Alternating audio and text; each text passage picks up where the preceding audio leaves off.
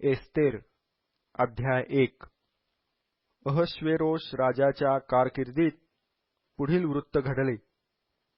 त्याचे साम्राज्य हिंदुस्थानापासून कुशापर्यंत होते, ज्याचा अंमल 127 प्रांतांवर होता. तोच हा अहश्वेरोश. अहश्वेरोश राजाने शूशन राजवाड्यातल्या आपल्या सिंहासनावर बसल्यानंतर आपल्या कारकिर्दीच्या 3ऱ्या वर्षी आपले सर्व सरदार व सेवक यास मेजवानी दिली. पारस व मेदय यांचे सेनापती, प्रांतोप्रांतीचे महाजन व सरदार त्याच पुढे हजर झाले. त्यास त्याने बहुत दिवसपर्यंत म्हणजे 180 दिवसपर्यंत आपल्या वैभवशाली राज्याची दौलत आणि आपल्या श्रेष्ठ प्रतापाचे वैभव दाखविले. एवढे दिवस गेल्यावर राजाने शूशन राजवाड्यात आलेल्या लहान थोर लोकास राजमंदिराच्या बागेच्या पटांगणात 7 दिवस मेजवानी दिली. तेथील पडदे पांढऱ्या, हिरव्या व निळ्या रंगाचे होते. हे पडदे तलमसणाच्या व जांभळ्या रंगाच्या दोऱ्यांनी चांदीच्या कड्यांमध्ये अडकवून संगमरवरी खांबास लाविले होते. तेथील मंचक सोन्या रुपयाचे असून तांबड्या, पांढऱ्या, पिवळ्या व काळ्या संगमरवरी पाषाणांच्या फरशीवर ठेविले होते. त्या मेजवानीत राजास पिण्याला योग्य असा द्राक्षारस तऱ्हेतऱ्हेच्या सुवर्णपात्रात घालून राजाच्या औदार्यानुसार लोकास विपुल पिण्यास देण्यात आला. हे पिणे नियमानुसार असे, कोणी कोणास आग्रह करीत नसे. राजाने आपल्या मंदिराच्या सर्व कारभाऱ्यास आज्ञा केली होती की त्यांनी पाहुण्यांची तब्येत सांभाळावी. वशती राणीनेही राजा अहश्वेरोश याच्या राजमंदिरात स्त्रियास मेजवानी दिली. 7व्या दिवशी द्राक्षारसाने राजाचे मन उल्हासयुक्त झाले असता त्याने महुमान, बिगथा, हर्बोना, बिगथा, औगथा, जेथर, करखस असे जे 7 खोजे त्याच्या तैनातीस असत त्यास आज्ञा केली की वशती राणीचे सौंदर्य देशोदेशीच्या लोकास व सरदारास दाखवावे म्हणून तिला राजमुकुट घालून आपल्या पुढे घेऊन यावे, कारण ती फार देखणी होती. खोजांच्या द्वारे राजाची आज्ञा आली तरी वशती राणीने येण्याचे नाकारिले. त्यावरून राजास फार क्रोध येऊन तो संतप्त झाला. मग राजाने कालज्ञ पंडितास विचारिले. तो राजा सर्व न्यायशास्त्री व धर्मज्ञ यांचा असा सल्ला घेत असे. त्याचजवळ कर्शना, शेथार, अदमाथा, तार्शिश, मेरेस, मर्सना व ममुखान हे पारस व मेदय येथले 7 सरदार असत. ते राजाच्या हुजुरास असून राज्यात त्यांचा पहिला मान असे. राजाने त्यास विचारिले की अहश्वेरोशाने खोजांच्या द्वारे केलेली आज्ञा वशती राणीने मानली नाही तर आम्ही कायदेशीर रीतीने तिचे काय करावे? तेव्हा ममुखानाने राजास व सरदारास उत्तर केले. वशती राणीने हा अपमान केवळ राजाचा केला आहे असे नाही, तर सर्व सरदारांचा व अहश्वेरोश राजाच्या सर्व प्रांतात राहणाऱ्या एकंदर लोकांचाही केला आहे.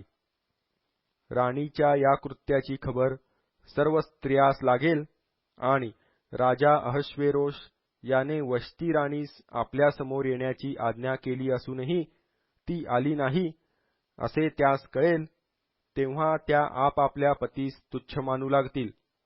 आज राणीचे हे कृत्य पारस व मेदय यांच्या ज्या सरदार स्त्रियांनी ऐकले आहे त्या राजाच्या सरदारास असेच म्हणू लागतील. तशाने फार अपमान व संताप उत्पन्न होईल. राजाची मर्जी असल्यास त्याने एक राजकीय फरमान फिरवावे आणि काही फेरबदल होऊ नये म्हणून पारसी व मेदय यांच्या कायद्यात असे लिहून ठेवावे की वशतीने राजा अहश्वेरोश याच्यासमोर पुन्हा येऊ नये. आणि तिच्याहून कोणी चांगली असेल तिला पट्टराणीचे पद मिळावे. राजाची ही आज्ञा त्याच्या साऱ्या विस्तीर्ण साम्राज्यात जाहीर होईल, तेव्हा सर्व बायका आपल्या कनिष्ठ अथवा थोर अशा आपल्या नवऱ्यास मान देतील. हे म्हणणे राजास व सरदारास पटले आणि ममुखानाच्या सांगण्याप्रमाणे राजाने केले. त्याने आपल्या राज्यातील सर्व प्रांतातून त्या त्या प्रांतांच्या लिपीत व त्या त्या राष्ट्रांच्या भाषात पत्रे पाठविली की प्रत्येक मनुष्याने आपल्या घरात सत्ता चालवावी आणि ही आज्ञा आपल्या लोकांच्या भाषेत प्रसिद्ध करावी. एस्तेर अध्याय 2. यानंतर अहश्वेरोश राजाचा राग शमला, तेव्हा त्यास वश्तीने काय केले होते व त्यामुळे तिच्याविरुद्ध काय ठराव झाला होता याचे स्मरण झाले. मग त्याची सेवा चाकरी करणारे त्याचे सेवक त्यास म्हणाले, राजासाठी तरुण व सुंदर कुमारींचा शोध करावा. राजाने आपल्या सर्व प्रांतात अंमलदार नेमावे. त्यांनी सर्व सुंदर व तरुण कुमारी शूशन वाड्यातील अंतपुरात जमा करून राजस्त्रियांचा रक्षक खोजा जो हेगे त्याच्या स्वाधीन कराव्या आणि त्यांच्या शुद्धतेकरिता जरूर असलेली साहित्ये त्यास द्यावी. मग त्यापैकी जी कुमारी राजाच्या मनास येईल ती वस्तीच्या ठिकाणी राजाची पट्टराणी व्हावी. ही गोष्ट राजास पसंत पडून त्याप्रमाणे त्याने केले. शूशन राजवाड्यात मर्दखय बिन याईर बिन शिमई बिन किश या नावाचा एक बन्यामिनी यहुदी होता. बाबेलचा राजा नबुखदनेस्सर याने यहुदाचा राजा यखन्या याचबरोबर जे लोक यरुशलेमाहून पकडून नेले होते त्यापैकी हा एक होता. त्याने आपल्या चुलत्याची कन्या हदस्सा उर्फ एस्तेर हिचे पालनपोषण केले होते. तिला आईबाप नव्हते. ती मुलगी सुंदर व रूपवती होती. तिचे आईबाप मेल्यावर मर्दखयाने तिला स्वतःच्या मुलीप्रमाणे सांभाळिले होते. राजाची आज्ञा व त्याचा ठराव प्रसिद्ध झाल्यावर बहुत कुमारी शूशन राजवाड्यात हेगेच्या हवाली करण्यात आल्या. एस्तेर हिलाही राजमंदिरातील स्त्रियांचा रक्षक हेगे याच्या ताब्यात दिले. ती तरुण स्त्री त्याला पसंत पडली व तो तिजवर प्रसन्न झाला. त्याने काही एक विलंब न लाविता तिच्या शुद्धतेच्या वस्तू, तिचे भोजन पदार्थ आणि तिला साजतील अशा 7 सख्या राजवाड्यातून दिल्या आणि तिला व तिच्या सख्यांना तेथून नेऊन अंतपुरात सर्वाहून उत्तम जागा राहण्यास दिली. एस्तेरने आपले गणगोत सांगितले नाही. तिने ते सांगू नये असे मर्दखयाने तिला बजावून सांगितले होते. एस्तेर कशी आहे व तिचे काय होणार हे समजण्यासाठी मर्दखय रोजच्या रोज अंतपुराच्या अंगणासमोर फेऱ्या घालीत असे. स्त्रियांसंबंधाच्या ठरविलेल्या नियमांप्रमाणे 12 महिनेपर्यंत सर्व काही उपचार झाल्यावर एका एका कुमारीची अहश्वेरोश राजाकडे जाण्याची पाळी आली.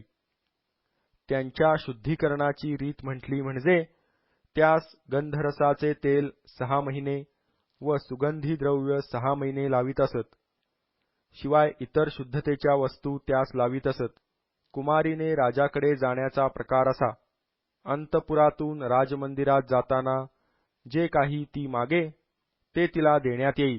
संध्याकाळी ती जात असे आणि सकाळी ती उपपत्नींचा रक्षक राजाचा खोजा शाशगज याच्या देखरेखीखाली दुसऱ्या अंतपुरात जाई.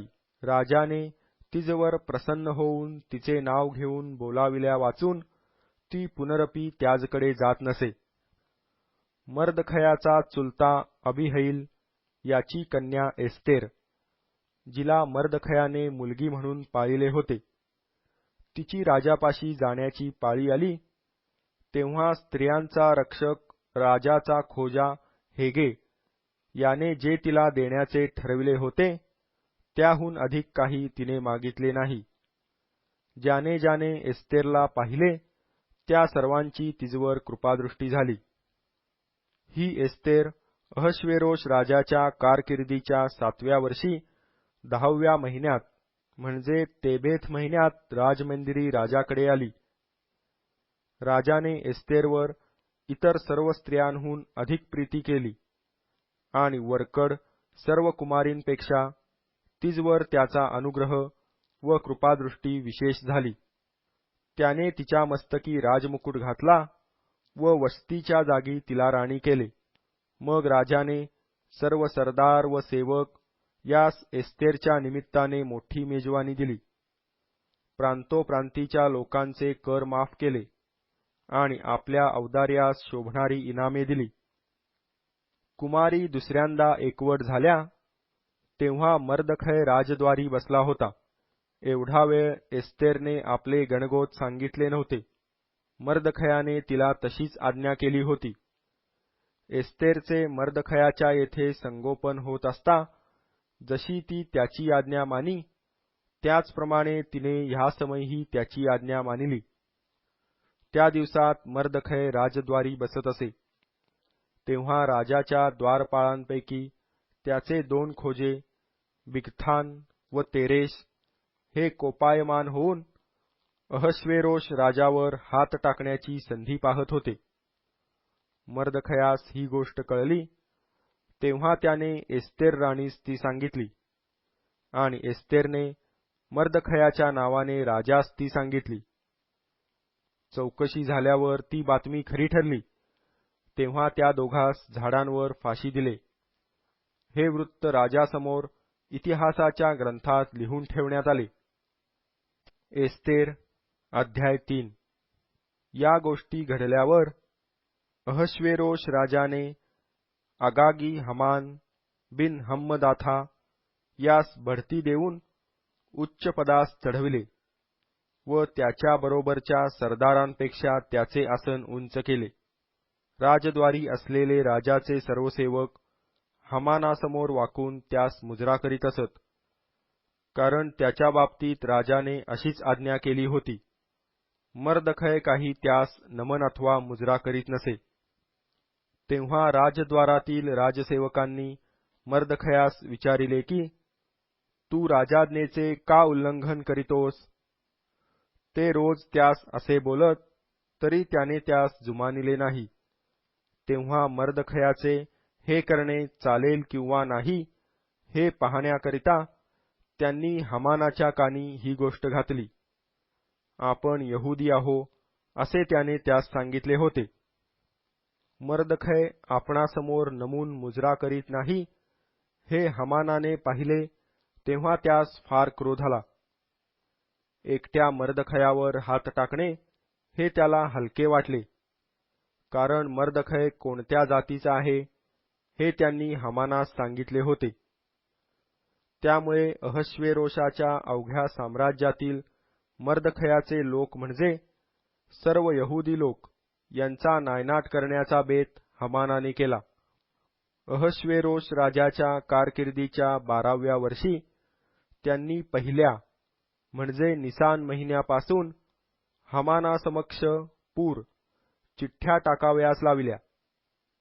हा क्रम दररोज दरमहा 12वा महिना अदार संपेपर्यंत चालू राहिला. हमान अहश्वेरोश राजास म्हणाला, आपल्या साम्राज्यातील सर्व प्रांतातून राहणाऱ्या देशोदेशीच्या लोकांमध्ये पांगलेले व विखरलेले एक राष्ट्र आहे. त्या लोकांचे कायदे इतर सर्व लोकांच्या कायद्याहून भिन्न आहेत. ते राजाच्या कायद्यांप्रमाणे चालत नाहीत, म्हणून त्यास राहू देणे राजाच्या हिताचे नाही. राजाची मर्जी असल्यास त्यांचा नाश करावा अशी आज्ञा लिहावी. राजभांडारात जमा करण्यासाठी मी 10,000 किक्कार चांदी राजाच्या कारभाऱ्यांच्या हाती देतो. तेव्हा राजाने आपली मुद्रा आपल्या बोटातून काढून यहुद्यांचा शत्रू जो अगागी हमान बिन हम्मदाथा यास दिली. राजाने हमानास म्हटले, तुला चांदी दिली आहे व लोकही दिले आहेत. तुला ठीक वाटेल त्याप्रमाणे त्यांचे कर. तेव्हा पहिल्या महिन्याच्या त्रयोदशीस राजाचे लेखक बोलाविण्यात आले आणि राजाचे प्रतिनिधी, प्रत्येक प्रांताचे सुभे व सगळ्या लोकांचे सरदार यास हामानाच्या सांगण्याप्रमाणे प्रत्येक प्रांताच्या लिपीत व प्रत्येक जातीच्या लोकांच्या भाषेत खलिते लिहून पाठविण्यात आले. अहश्वेरोश राजाच्या नावाने ते लिहून त्यावर राजाची मोहर केली होती.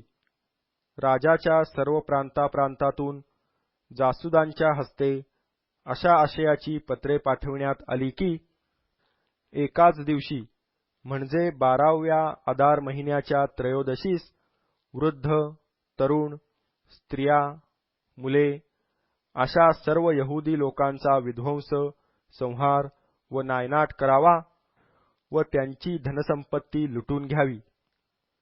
या आज्ञापत्राच्या नकला साऱ्या प्रांतातून खुल्या पाठविल्या, त्या अशा हेतूने की सर्व लोकांनी त्या दिवशी तयार असावे. हा हुकूम शूशन राजवाड्यात देण्यात आला आणि राजाज्ञेने जासूद त्वरित निघून गेले. त्या प्रसंगी राजा व हामान हे प्यावयास बसले, पण शूशन नगर चिंताक्रांत झाले. एस्तेर अध्याय 4. हे वर्तमान मर्दखयाच्या कानी पडले, तेव्हा त्याने आपली वस्त्रे फाडिली, गोणताट नेसून राख फासली आणि नगराच्या मध्यभागी जाऊन मोठ्याने आक्रंदन केले. तो राजमंदिराच्या दरवाजासमोरही गेला. गोणताट नेसून राजमंदिराच्या दरवाजाच्या आत येण्याची कोणास परवानगी नसे. राजाचा हुकूम व फरमान ज्या ज्या प्रांतात जाऊन पोहोचले, तेथे तेथे यहुदी लोकात मोठा विलाप, उपोषण व रडारड चालू झाली. बहुतेक लोक गोणताट नेसून राखेत पडून राहिले. एस्तेरच्या दासी व खोजे यांनी हे वर्तमान तिला जाऊन सांगितले, तेव्हा राणीस फार खेद झाला. मर्दखयाने गोणताट काढून वस्त्र ल्यावे म्हणून तिने ते त्याजकडे पाठविले, पण तो ते घेईना. राजाने एस्तेरच्या तैनातीस ठेविलेल्या खोजांपैकी हथाक यास तिने बोलावून आणून सांगितले की मर्दखयाकडे जाऊन हे काय व असे का याची चौकशी कर. हथाक निघून राजमंदिराच्या दरवाजासमोरील नगराच्या चौकात मर्दखयाकडे गेला. आपल्यावर काय प्रसंग गुदरला आहे आणि यहुदी लोकांचा वध व्हावा म्हणून हामानाने राजभांडारात किती पैसे भरले आहेत, ही सर्व हकीकत मर्दखयाने त्यास सांगितली. यहुदी लोकांचा विध्वंस करण्याविषयीची जी आज्ञा शूशन येथे दिली होती, त्या लेखाची नक्कलही एस्तेरला दाखविण्यासाठी त्याच्या हाती त्याने दिली. आणि हे सर्व कळवून त्याने तिला असे बजावण्यास सांगितले की तू राजाकडे जाऊन आपल्या लोकांसाठी विनंती व काकळूत करावी. हथाकाने येऊन मर्दखयाचे म्हणणे एस्तेरला सांगितले. तेव्हा एस्तेरने हथाकाबरोबर मर्दखयास सांगून पाठविले की राजाचे सर्व सेवक व राजाच्या सर्व परगण्यातील लोक जाणून आहेत की कोणी पुरुष अगर स्त्री बोलाविल्या वाचून आतल्या चौकात राजाकडे गेली तर त्याला अथवा तिला प्राणदंड करावा असा सक्त हुकूम आहे. मात्र राजा आपला सोन्याचा राजदंड ज्याच्या पुढे करील त्याचाच बचाव होणार. मला तर आज 30 दिवस राजाकडून बोलावणे आले नाही. एस्तेरचे हे म्हणणे मर्दखयास कळविण्यात आले.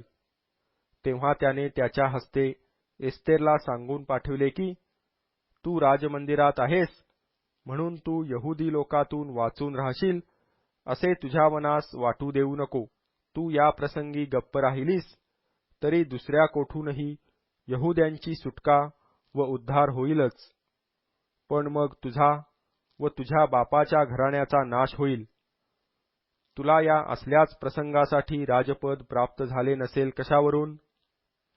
मग एस्तेरने मर्दखयास उलट निरोप पाठविला की जा, शूशन येथले सर्व यहुदी जमवा, माझ्याकरिता उपास करा. 3 दिवस व 3 रात्री अन्नोदक सेवू नका. मीही आपल्या दासीसह तसाच उपास करीन. असल्या स्थितीत नियमाविरुद्ध मी आत राजाकडे जाईन. मग मी मेले तर मेले.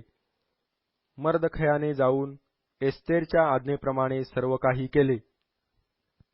एस्तेर अध्याय 5. तिसऱ्या दिवशी एस्तेर राणी आपली राजकीय वस्त्रे धारण करून राजमंदिराच्या आतल्या चौकात जाऊन राजमंदिरासमोर उभी राहिली. राजा राजमंदिरात सिंहासनावर राजद्वारासमोर बसला होता. राजाने एस्तेर राणी अंगणात उभी आहे असे पाहिले, तेव्हा त्याची तिजवर कृपादृष्टी झाली, आणि राजाने आपल्या हाती असलेला सुवर्णदंड पुढे केला. तेव्हा एस्तेरने जवळ जाऊन राजदंडाच्या टोकास स्पर्श केला. राजाने तिला विचारिले, एस्तेर राणी, तुला काय पाहिजे? तुझी काय मागणी आहे? अर्ध्या राज्याएवढी तुझी मागणी असली तरी ती मिळेल. एस्तेर म्हणाली, महाराजांच्या मर्जीस आले तर मी आज आपणासाठी जे भोजन तयार केले आहे त्यास आपण हमानाला घेऊन यावे. राजा म्हणाला, जा, हमानास लवकर घेऊन या, म्हणजे एस्तेरच्या म्हणण्याप्रमाणे करू. मग एस्तेरने तयार केलेल्या भोजनास राजा व हमान हे गेले. जेवताना द्राक्षारस पिण्याच्या वेळी राजाने एस्तेरला विचारले, तुझा काय अर्ज आहे? तो मान्य केला जाईल. तुझी मागणी काय आहे? ती अर्ध्या राज्याएवढी असली तरी ती प्रमाणे करण्यात येईल. एस्तेर म्हणाली, माझा अर्ज व मागणी हीच. महाराजांची मजवर कृपादृष्टी झाली असून माझा अर्ज मंजूर करावा व माझी मागणी मान्य करावी असे महाराजांच्या मर्जीस आले असेल तर मी मेजवानी करणार, तिला महाराजांनी व हमानाने यावे. मग महाराजांनी म्हटल्याप्रमाणे मी उद्या काय मागावयाचे ते मागेन. त्या दिवशी हमान आनंदित व प्रसन्नचित्त होऊन बाहेर निघाला. पण राजवाड्याच्या दरवाजाजवळ आपणास पाहून मर्दखय उठला नाही की थरथर कापला नाही हे हमानाने पाहिले. तेव्हा त्याला फार क्रोध आला. तरी आपला क्रोध आवरून हमान घरी गेला आणि त्याने आपले इष्टमित्र व आपली स्त्री जेरेश यास बोलावणे पाठवून आणले. आपल्या धनसंपत्तीची थोरवी, आपल्या संततीचा विस्तार, राजाने आपणास कशी बढती देऊन राजाचे सरदार व सेवक यांच्यावर दर्जा दिला, हे सर्व त्याने त्यास निवेदन केले. हमानाने त्यास आणखी सांगितले की एस्तेर राणीने मेजवानी दिली. त्या मेजवानीस तिने राजाबरोबर माझ्याखेरीज दुसऱ्या कोणासही बोलाविले नाही. उद्याही तिने मला राजाबरोबर आमंत्रण दिले आहे. एवढे असूनही तो मर्दखय यहुदी राजद्वारी बसलेला माझ्या दृष्टीला पडत आहे, तोवर हे सर्व व्यर्थ आहे. तेव्हा त्याची स्त्री जेरेश व त्याचे सर्व मित्र त्यास म्हणाले, 50 हात उंचीचा फाशी देण्याचा एक खांब उभा करावा आणि उद्या सकाळी राजास विनंती करा की मर्दखयास त्यावर फाशी द्यावे. मग तुम्ही आनंदाने राजाबरोबर मेजवानीस जा. ही गोष्ट हमानास पसंत वाटून त्याने फाशीचा खांब तयार करविला. एस्तेर अध्याय 6. त्या रात्री राजाची झोप उडाली. तेव्हा त्याच्या आज्ञेने इतिहासाचा ग्रंथ आणून लोकांनी त्याजपुढे वाचिला. त्यात हा मजकूर होता. अहश्वेरोश राजाचे खोजे द्वारपाळ असत. त्यापैकी दोघे, बिगथान व तेरेश, यांनी राजावर हात टाकण्याचा बेत केल्याची मर्दखयाने खबर दिली. तेव्हा राजाने विचारिले की या कामगिरीबद्दल मर्दखयाचे काही गौरव अथवा मानसन्मान करण्यात आला काय? त्याच्या खिदमतीत असलेल्या सेवकांनी त्यास सांगितले, त्याच्या बाबतीत काही एक करण्यात आले नाही. राजाने विचारिले, चौकात कोण आहे? त्यावेळी तयार केलेल्या फाशी देण्याच्या खांबावर मर्दखयास फाशी द्यावे अशी राजापाशी विनंती करावयास हमान राजमंदिराच्या बाहेरल्या चौकात आला होता.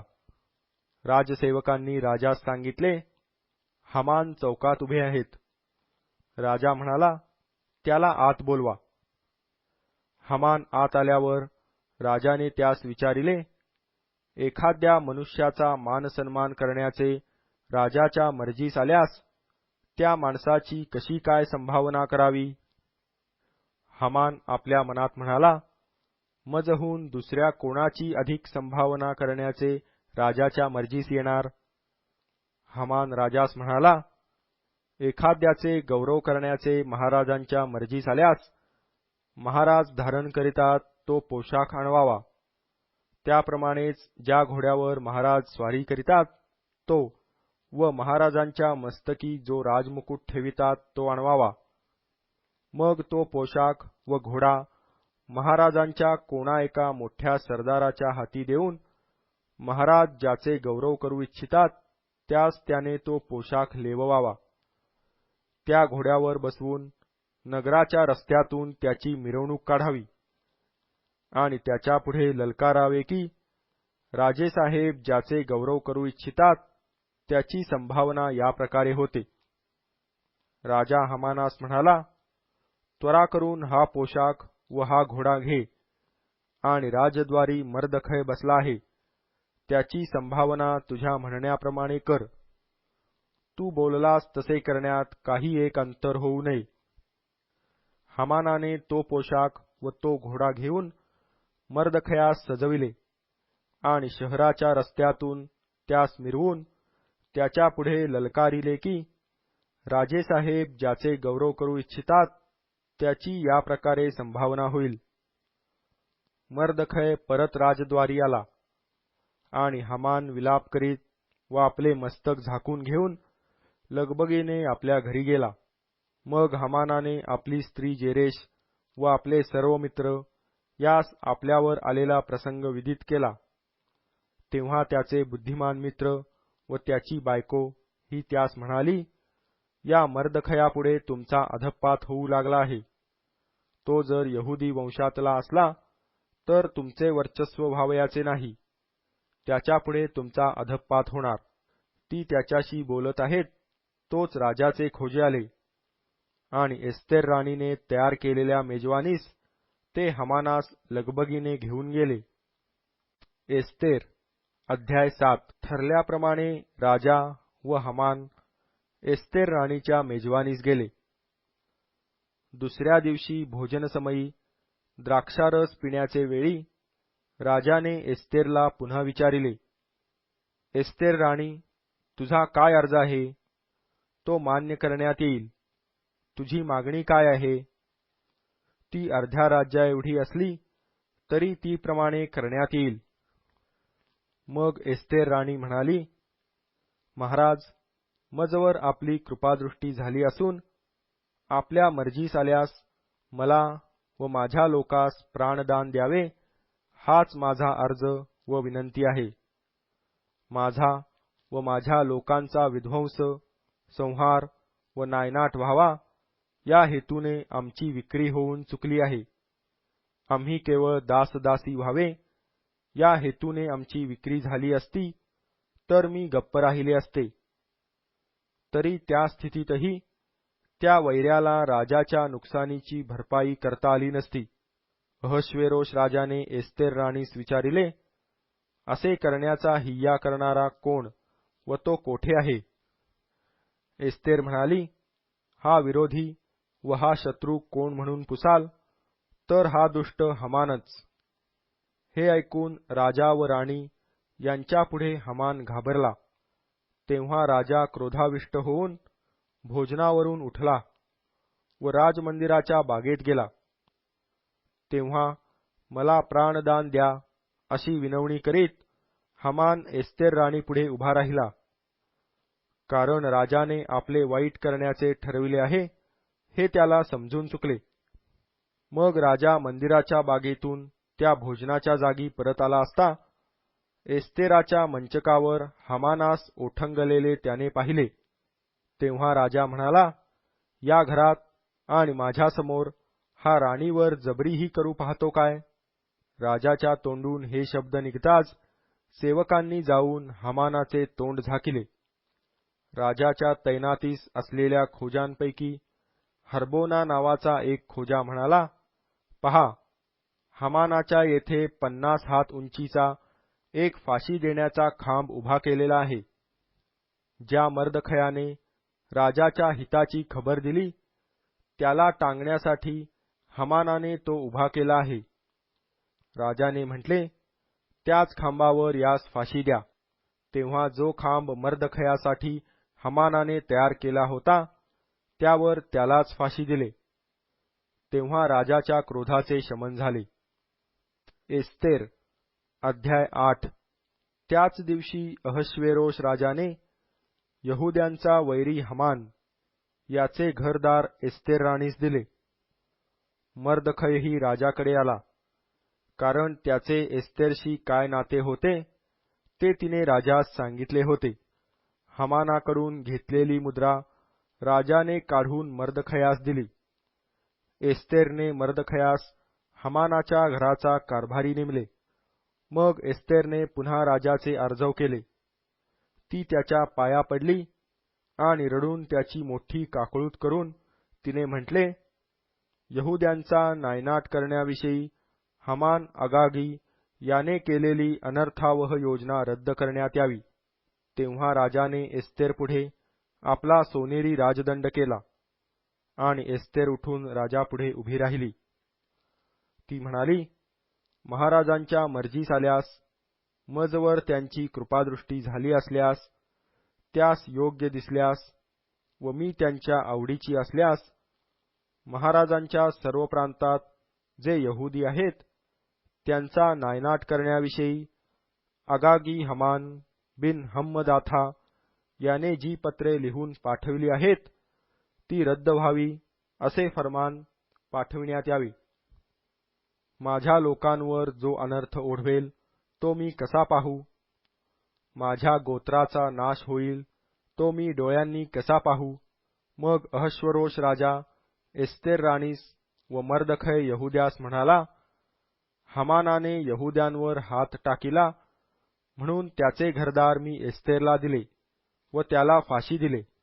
तुम्हास वाटेल त्याप्रमाणे राजाच्या नावाने यहुद्यांविषयी लिहा आणि पत्रावर राजाची मोहर करा.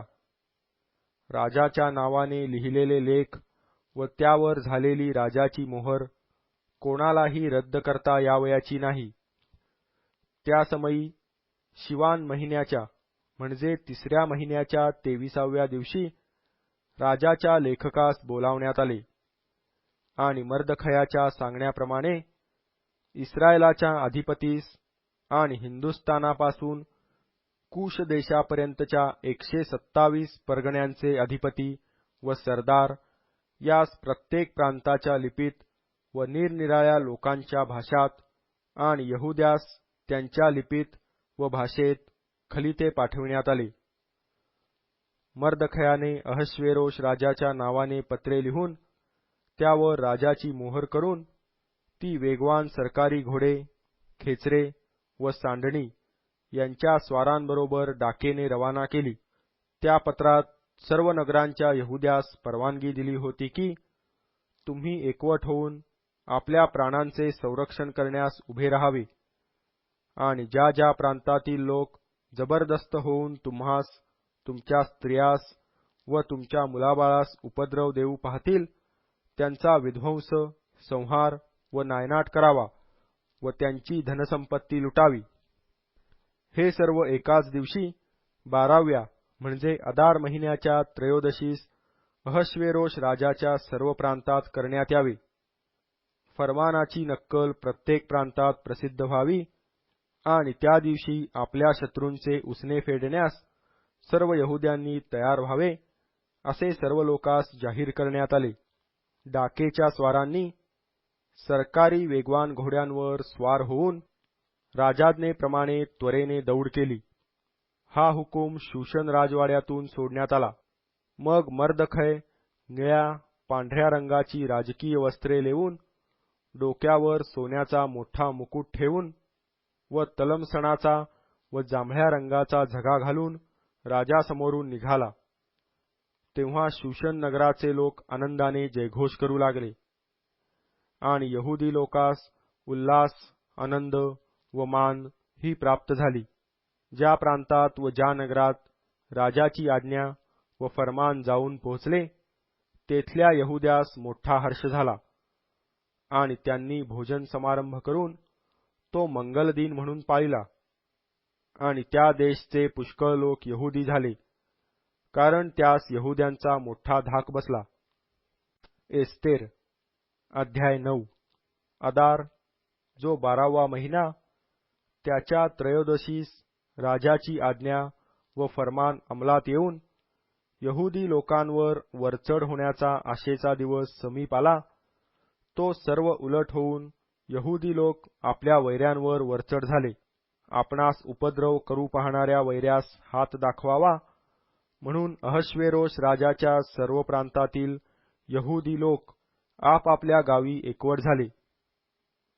त्यांच्याशी कोणासही सामना करवेना. त्यांचा सर्व लोकास धाक बसला. प्रांतांचे सरदार, इलाख्याचे अधिपती, प्रांतांचे अधिपती व राज्यकारभार चालविणारे सर्वजण यांनी यहुद्यास कुमक केली. त्या सर्वांस मर्दखयाचा धाक बसला होता. मर्दखयाचा राजदरबारी मोठा मान असून त्याची कीर्ती सर्व प्रांतातून पसरली होती. मर्दखयाचा महिमा उत्तरोत्तर वाढत गेला. इकडे यहुदी लोकांनी आपल्या सर्व शत्रूंवर तरवार चालवून त्यांचा वध व विध्वंस केला. मनास येईल तसा त्यांनी आपल्या विरोध्यांचा समाचार घेतला. शूशन राजवाड्यात यहुदी लोकांनी 500 लोकांचा वध करून त्यांचा धुव्वा उडविला.